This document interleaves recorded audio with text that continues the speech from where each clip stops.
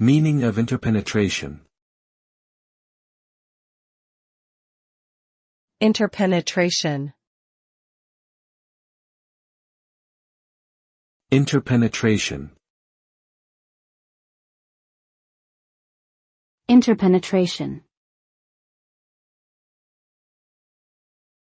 Interpenetration. The term interpenetration generally refers to the state or process of two or more things permeating or penetrating each other. It can describe a physical or metaphorical blending, merging, or coexistence of two or more entities.